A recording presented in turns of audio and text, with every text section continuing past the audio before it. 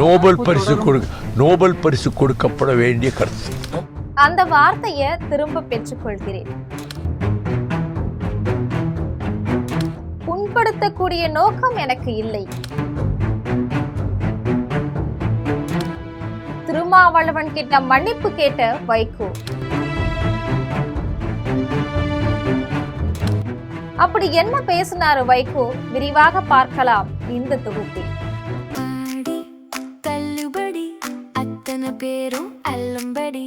6 முதல் 60% வரை ஆடி தள்ளுபடியுடன் super Saravana stores, Chennai, Madurai, Kovai.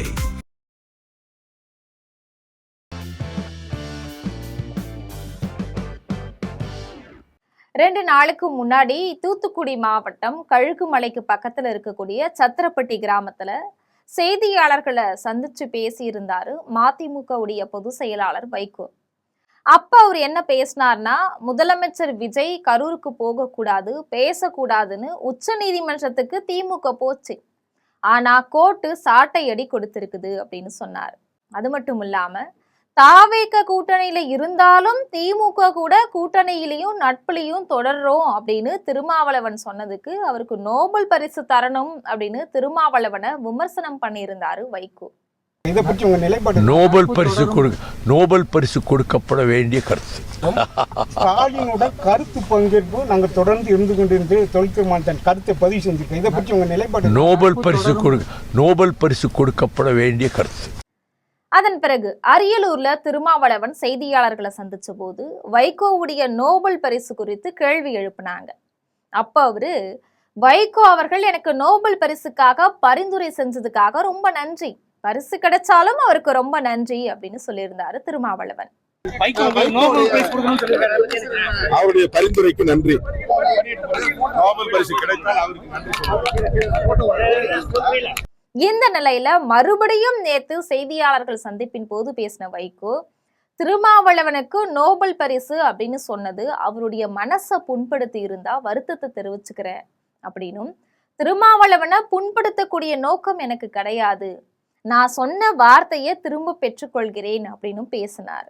எதிர்காலத்திலும் அப்படி எந்த எதுவும் கிடையாது.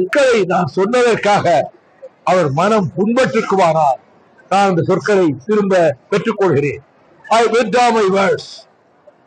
எனக்கு இம்மி அளவு ஒரு கசப்பு எதுவும் எழுச்சி தமிழர் மேல கிடையாது. தொடர்ந்து பேசின அவரு, திருமாவளவன் மேல எனக்கு கொஞ்சம் கூட கோபமோ இல்ல மனக்கசப்போ கிடையாது, அவருடைய வளர்ச்சிக்கு நான் எப்பவுமே பக்கபலமா இருப்பேன். திருமாவளவன் பற்றி நான் அப்படி பேசியதால விசிக எம்பி ரவிக்குமார் என்னுடைய சங்கோலி பத்திரிகை நிகழ்ச்சிக்கு வர முடியாது, டெல்லியில வேலை இருக்கு அப்படின்னு சொல்லிட்டாரு. அவர் இந்த நாட்டில் நல்ல ஒரு தலைவர், அந்த மக்களுக்கு மட்டுமல்ல மொத்த தமிழ்நாட்டுக்கே பயந்தக்கூடிய விதத்திலே பணியாற்றி வருகிறார். தனக்கென்று ஒரு குடும்பம் கிடையாது அவருக்கு. நான் எத்தனையோ முறை அவர்கிட்ட சொல்லி கூட இருக்கிறேன். ஆகவே அவர் கருத்து சொல்வது அவருடைய கருத்து உரிமை, ஜனநாயக உரிமை. அந்த ரியாக்ட் பண்றது அவரை ஓன் பண்ணி இருந்தா அதுக்காக சொன்னாய் விட்ராமை வேர்ட்ஸ். என்னுடைய வருத்தத்தையும் தெரிவித்துக் கொள்கிறேன். திமுகவும் தாவேகவும் ஓர் அணியில சேரணும் அப்படின்னு திருமாவளவன் சொல்லி இருந்ததை கேட்டு எனக்கு அப்படியே தூக்கி வாரி போட்டுருச்சு. வட துருவமும் தென் துருவமும் இணைய முடியுமா? தாவேக அமைச்சரவையில இருந்துகிட்டு திமுக கூட நட்பா? இது எப்படி சாத்தியமாகும் அப்படின்னு வைகோ கேள்வி எழுப்பியிருந்தாரு. வைகோவுடைய கேள்விக்கு பதில் சொல்லுவாரா திருமாவளவன் அப்படிங்கறத பொறுத்திருந்துதான் பார்க்க வேண்டும். இது போன்ற செய்திகளை உடனுக்குடன் தெரிந்து கொள்ள ஜெம் தொலைக்காட்சியுடன் எப்பொழுதும் தொடர்பில் இருங்கள். நன்றி.